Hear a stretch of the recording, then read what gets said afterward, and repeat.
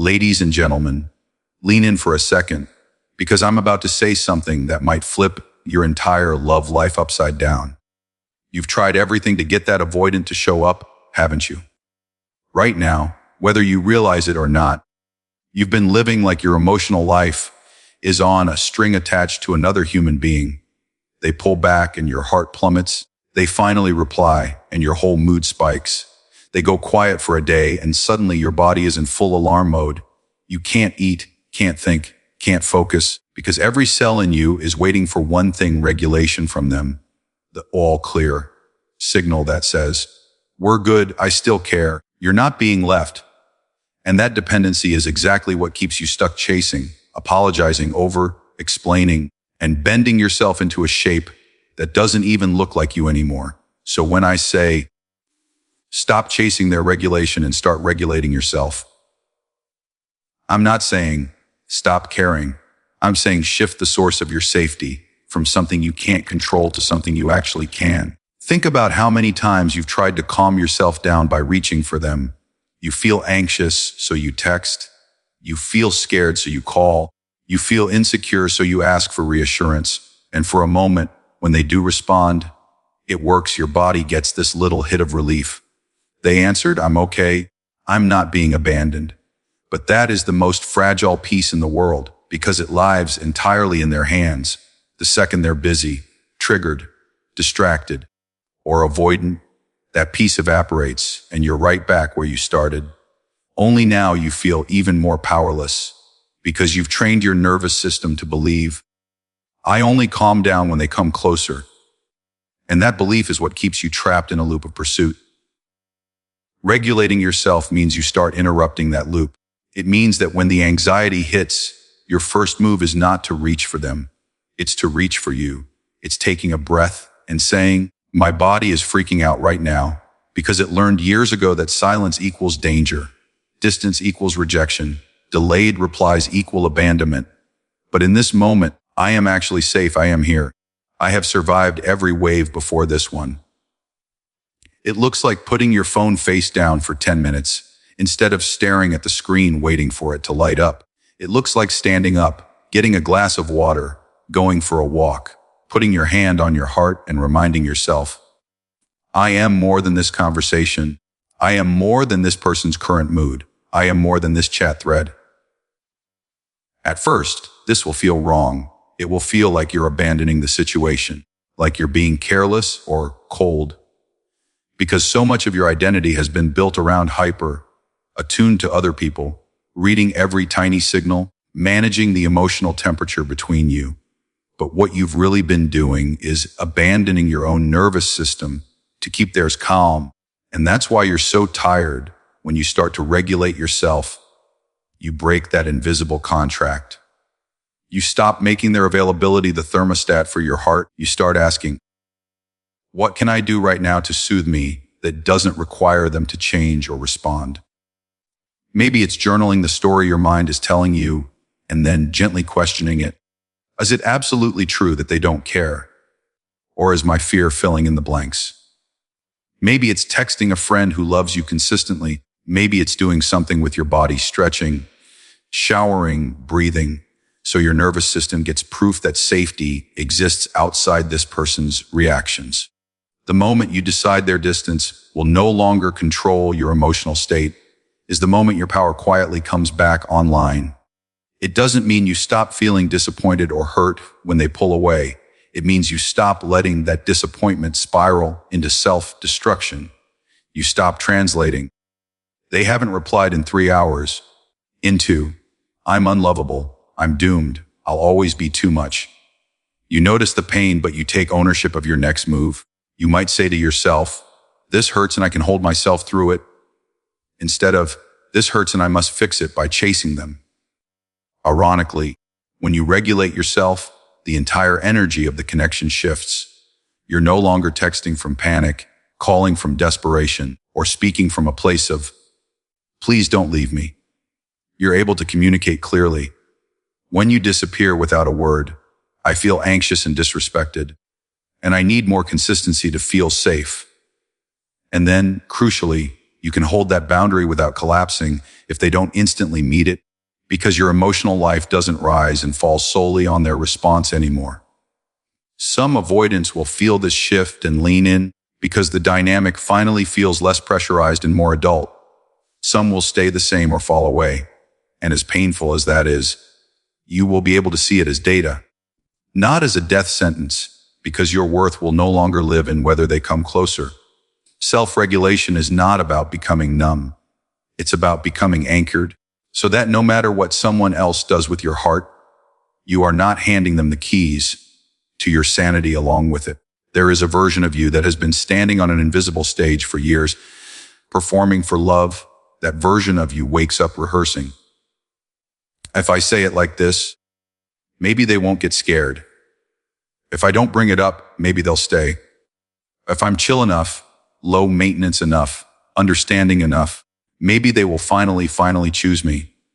And you don't even realize how often that pick me energy is running the show. You hear it in the way you text, apologizing for having feelings, downplaying your needs, laughing off the moments that actually hurt you. You see it in the way you physically lean forward in every interaction, emotionally stretching, bending, overgiving, trying to make up for the gap between how much you crave connection and how much they're willing to offer. And the tragedy is that you think this makes you more lovable, when in reality it trains your nervous system to believe that love is something you must constantly audition for, that you are always one wrong reaction away from being dropped. Shifting from pick me to I choose me is not about becoming arrogant or closed off. It's not about pretending you don't care or playing hard to get. It is the quiet, radical decision to end the audition, to step off the stage and sit in your own front row for once. It's you turning toward your own heart and saying, your needs are not a problem to solve. They are a truth to honor, and I'm done sacrificing you on the altar of someone else's comfort. You start to notice how pick me sneaks into your conversations, like when they cancel and you reply, "It's totally fine, don't worry," even though you're disappointed. Or when they disappear for days and you say, "No big deal. I know you're busy." While your chest feels like it's caving in, pick me is the voice that tells you, don't show them this. Don't be honest about that. Don't set that boundary. They'll think you're needy and leave. It convinces you that your only chance at being loved is to be the least inconvenient, least emotional, least demanding version of yourself. And every time you obey that voice, you choose them over you. I choose me doesn't mean you stop responding or caring. It means you respond from self-respect instead of self-erasure. Someone takes 2 days to answer, and instead of rushing to soothe them with, "It's okay. I know you hate texting." You notice how your body feels. You give that feeling weight, and maybe you say, "Hey, I get that life is busy, but disappearing like that doesn't work for me. I need more consistency if this is going to feel safe." You're still kind, you're still open, but you are no longer trying to manage their anxiety at the cost of your own. You're not bending your standards so they never have to stretch. I choose me also means you stop treating your feelings like a threat to the relationship. You allow yourself to say, "That hurt. I felt ignored. I felt small in that moment," without sliding immediately into, "But it's okay. It's not your fault. I'm probably overreacting." You understand that real intimacy is not built by being endlessly chill. It's built by being honest. And if your honesty sends someone running, then what you lost was not love. It was your fantasy of what they could be one day. This shift is terrifying at first because you're giving up the illusion of control. Pick me lets you believe that if you just perform perfectly, you can prevent abandonment. I choose me accepts that you might lose some people when you stop performing, but you refuse to keep losing yourself to keep them. You also start making different decisions around contact, where pick me would send the 6th text in a row, would call again after being ignored, would keep explaining the same need, hoping this time they'll hear it. I choose me says, "I've expressed myself clearly. I've shown up fully. I'm not going to beg you to treat me well." You don't slam the door. You just stop banging on theirs. You let their effort, or lack of it, speak, and you believe what it says, you allow their behavior to reveal whether they are capable of meeting you, instead of trying to drag them there. The most powerful part of this shift is what it does inside you slowly. Your nervous system stops associating love with self-abandonment. It stops expecting you to throw yourself under the bus to keep a connection. It starts to learn that you will protect it, that when someone crosses a line, you won't gaslight yourself and call it no big deal. That when you're hurting, you won't shove it down just to keep the peace. And that safety you build with yourself becomes the anchor you've been searching for in other people. You can still love deeply, still give, still show up, but the engine underneath has changed from please pick me so I can finally feel okay to I already choose me, so if you want a place in my life, it has to be a place where I don't have to disappear to stay. There is a brutal truth hiding beneath almost every anxious, avoidant dynamic you've ever been in, and it's this: as long as you are chasing, they never actually have to decide. Your over-functioning gives them a place to hide. Your constant reaching, checking in, fixing, initiating, explaining, apologizing, makes it very easy for an avoidant to avoid the one thing that would grow them up emotionally, a clear choice. Do I step toward this person and meet them halfway, or do I let them go? When you are running the entire length of the emotional field, they can just stand there at the far end and tell themselves, look how intense they are, look how much they want this. I'm just not ready. But they never have to face what it really means to stay or leave, because you are doing the work for both of you. Every time you double text after being ignored, every time you soften your boundaries so they don't feel pressured, every time you start the hard conversation they are avoiding, you think you're keeping the connection alive, but you're actually keeping the truth hidden. Without realizing it, you are carrying all the weight so they never have to feel what it's like to lose you. They never have to sit in that discomfort long enough to ask themselves, what do I really want here? When you remove the chase, you remove their hiding place. You take your hands off the steering wheel of a car you've been trying to drive from the passenger seat, and suddenly the road becomes very clear. Either they grab the wheel and start driving toward you of their own free will, or the car simply drifts away. And as painful as that is, at least now you're not burning yourself out trying to keep something moving that only moves when you push it. Think about how many times they've told you some version of, I'm confused, I don't know what I want, I'm bad at relationships. And you responded by working even harder. You gave more reassurance, more patience, more understanding. You tried to become the safest, easiest, least demanding place they'd ever known. And yet nothing truly changed. Not because your love wasn't enough, but because they were never forced to choose. They got to hover in the gray zone while you did laps around them, carrying the label of too emotional, simply because you were the only one brave enough to feel. When you stop chasing, you're not punishing them. You're just finally allowing reality to come into focus without all the noise of your efforts. You stop cushioning them from the consequences of their emotional avoidance. If they don't call, there is no call. If they don't lean in, there is no relationship. If they don't respond, the conversation dies, not because you killed it, but because you refuse to resuscitate it alone. And that space, that quiet, is where their trution reveals itself. Some will do nothing, and that nothing, as devastating as it feels, is your answer.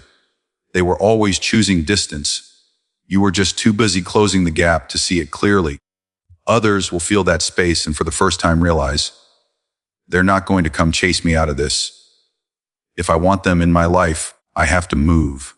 And that moment of discomfort is exactly what their growth required all along.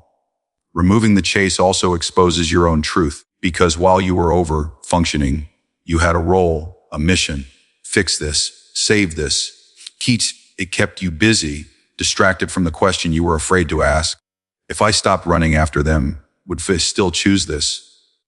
Once you step back, once you stop sending that one last text, once you stop explaining the same need to someone who never changes, you get to see what they actually offer when you're not overcompensating. And sometimes the answer is Almost nothing.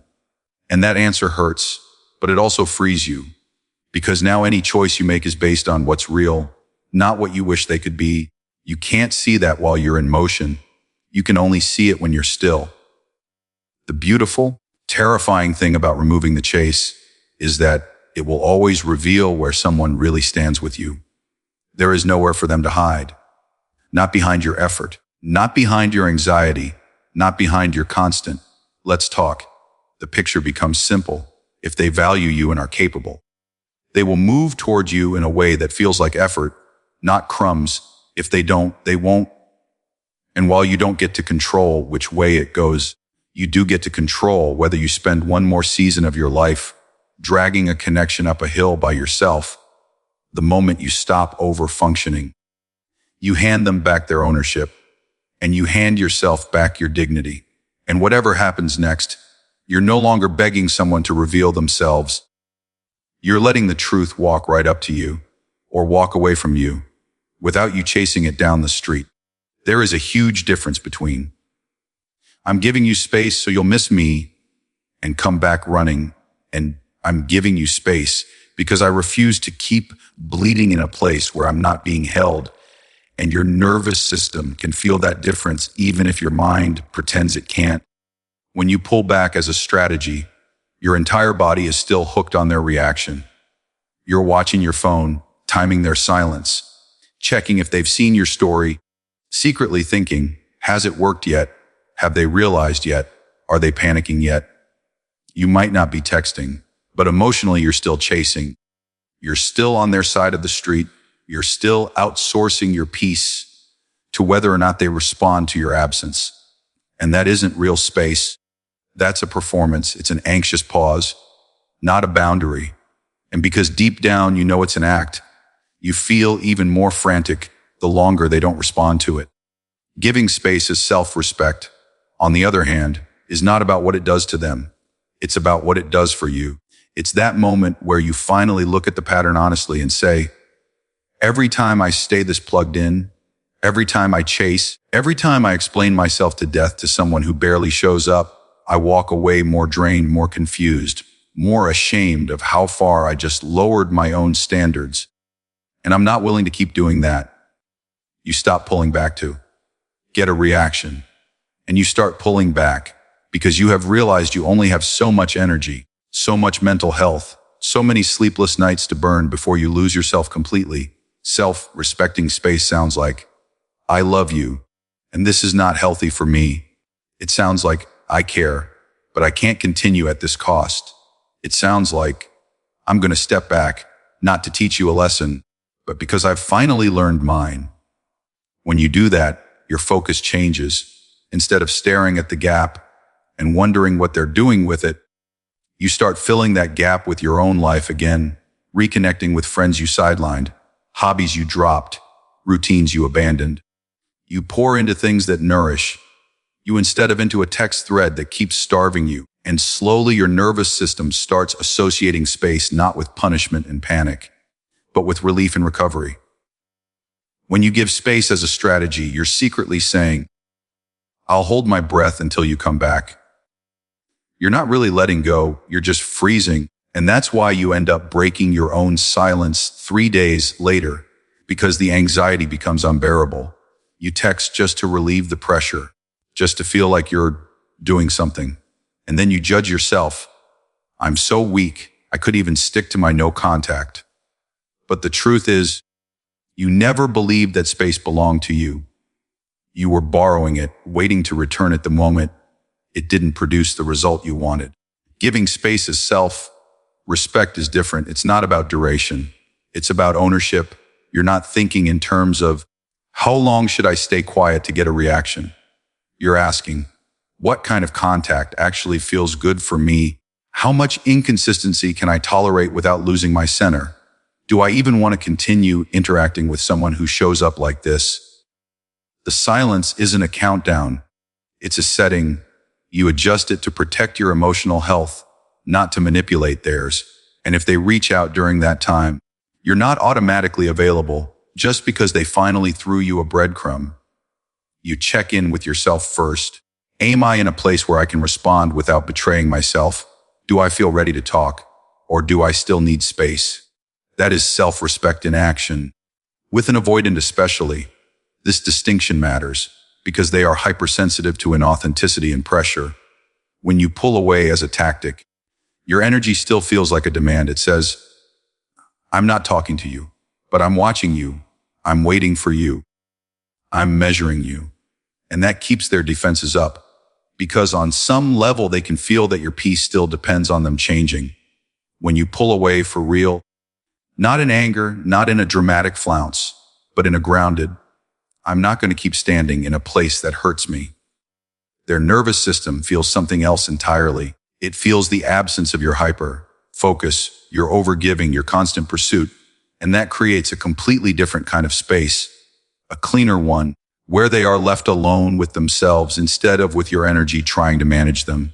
In that kind of space, two truths become very clear very quickly. Either they realize what they stand to lose and step toward you in a more intentional way, or they drift and you get your answer, not because your strategy failed, but because your self-respect refused to keep doing all the work. Giving space from self-respect means you stop bleeding and calling it love. You stop standing in front of someone with your heart wide open while they're barely turning toward you. You bandage your own wounds instead of waiting for the person who caused them to come back with apologies and antiseptic. And as you do, your entire orientation shifts. You're no longer thinking, will this make them chase me? You're thinking, is this how I would want someone I adore to treat themselves? Is this how I would want my future self to remember I handled this? And from that place, any movement they make is information, not oxygen. You can appreciate it, you can consider it, but you're no longer depending on it to feel like you have a right to exist. That is the power of giving space as self-respect, not strategy. You're no longer pulling back to manipulate their behavior. You're stepping back to protect your soul. And whether they ever start running in your direction or not, you've already done the most important thing. You've finally stopped running away from you. You have spent so long trying to drag this relationship up the hill by yourself that you've forgotten what it even looks like when someone walks toward you of their own free will. You're used to being the emotional engine, the planner, the initiator, the one who reads attachment blogs at 2 a.m. and then tries to act them out in real life. So let healthy pursuit come from them, not your pressure. Feels almost impossible because your whole nervous system is wired around the idea that if you stop pushing, everything will collapse. But that's exactly the point. If the only thing keeping this connection moving is your anxiety, your effort, your constant emotional labor, then you don't actually have a relationship. You have a rescue mission dressed up as romance, and a rescue mission can never feel mutual, grounded, or safe. Healthy pursuit from an avoidant does not appear when you keep nudging, prompting, pulling. Talk, can you call? Can you open up? Can you tell me what you feel? That just teaches them that you will always close the gap. They can remain passive, vague, non-committal, because your discomfort won't let the space stay empty. You will rush to fill it. And their nervous system learns, I don't have to do much. They'll keep coming closer. When you step back, not as punishment, but as self-respect, and stop doing that, you create a vacuum, and in that vacuum, their true capacity is revealed. If they are capable of growth, that vacuum starts to feel uncomfortable.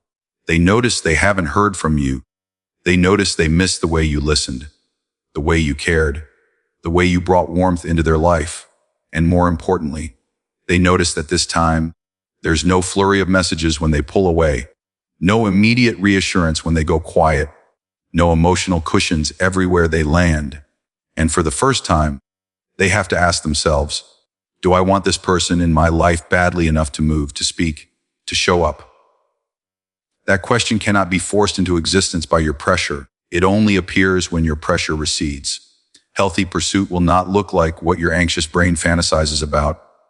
Hundreds of texts, constant validation, instant transformation overnight. But it will look different from what you've seen before. Effort becomes visible where there used to be excuses. Instead of you always being the first one to initiate, They start to reach out without being prompted. They ask, "How are you really?" They check in after a hard day. They circle back to conversations you had instead of burying them under silence. They may say clumsy things, imperfect things, but you can feel the intention. "I want to meet you halfway, even if I'm still learning how."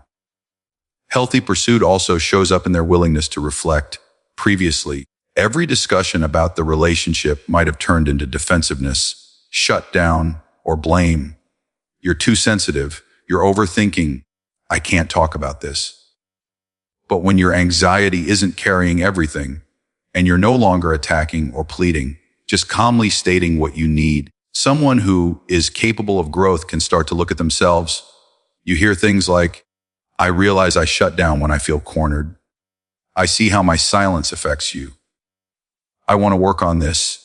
Not as pretty words tossed out to stop a fight, but as part of an ongoing pattern of them, actually trying to do something different, asking questions, reading, going to therapy, practicing new behaviors. The absence of your pressure gives them room to show. Whether they will step into that growth or not, some won't.